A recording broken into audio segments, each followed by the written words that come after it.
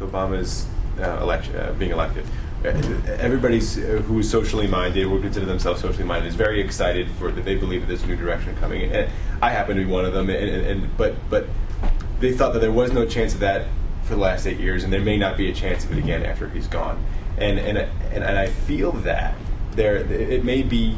And again, this is where the generalization might be, but it feels like, is it the country may believe that it's a Democratic thing, or Democrats may believe that it's a Democratic thing. And there's half of the country who may identify themselves as a Republican for reasons that are not social, for reasons that are fiscal, for reasons that are market-based, whatever. And we as a country will need to believe in our group think that any type of administration is capable of instituting social change, regardless of red or blue state. So how is it that we pull social change from being a partisan issue that just happens to be created by, Obama's going to save the world, so he's going to be the social change guy. Well, there might be a Republican in 4 or 8 years, and we can't have it all stop then because all of us now believe, he's gone. It's so interesting because Europe, we don't see it that way at all. I mean, it's so funny. Probably most of the people I work with are like traders, TRAD.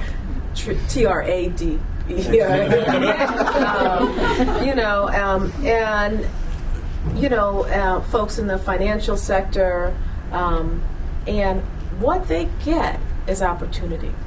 And what people get, most of them MBAs, is that they're self-made, and everyone remembers who gave them opportunity.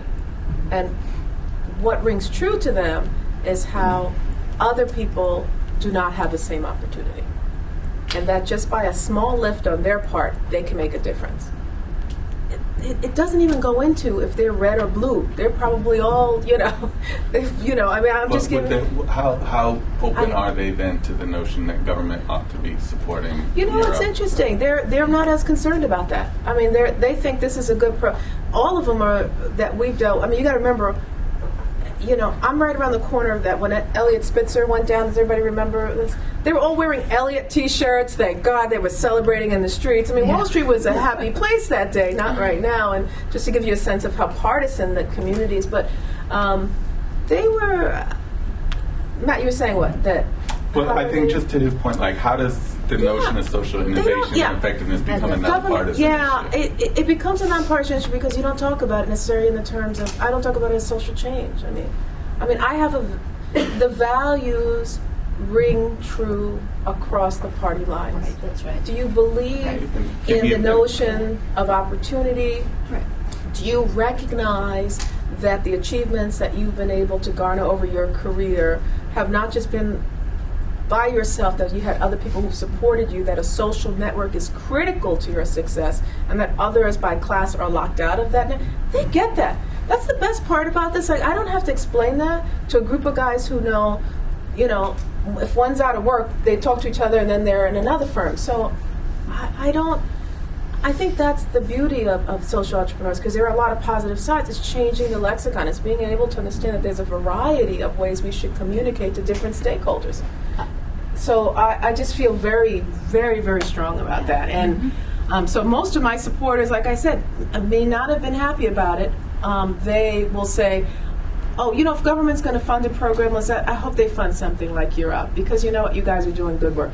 That's it. But that's, I don't know if I answered. I would make an even stronger statement and say that our experience is that social entrepreneurship has the power to unite. It has the power to unite the country in ways that we haven't seen for a long time. And a lot of people talk about this. David Gergen talks about it frequently. Yes. McCain and Romney love this stuff. I mean, it was a weird little arbitrage where, in some senses, this agenda might have been able to be advanced in any future world that wasn't the ongoing Bush administration. The the notion of creating opportunity, of business-like performance, of a belief in citizens to solve problems. I mean, that is, deep resonance with Republicans and Democrats. And the irony in a lot of this for us, and I think especially for Europe, but for many others too, is that while the issue areas may be associated as very liberal or progressive, talking about education, talking about public health, the nature of the solutions, in many respects, is much more appealing to traditional conservative values, and in fact, we expect a lot of resistance as we go forward from some of the, more traditional liberal interest groups that might not like some of these ideas. So I would say that we've found tremendous bipartisan support, and that people actually have latched onto this as something that can be part of reuniting the nation. I also think that dollars and the budget transcends politics. And, when I've done this work, and again, it's what I'm referring to largely is within the justice context. I lived through 8 years of Clinton, and he did some really bad things in criminal justice, and I lived through 8 years of George Bush, and he did some really bad things in criminal justice. But when your prisons are full and filling up, and your state budget can no longer afford to pay for those prisons, you can be a Republican or you can be a Democrat, you got to balance that budget. Someone's going to get out, or you're going to change your sentencing laws, or you're going to think differently about policing. It doesn't matter where you come from, because let me not make it seem that strong.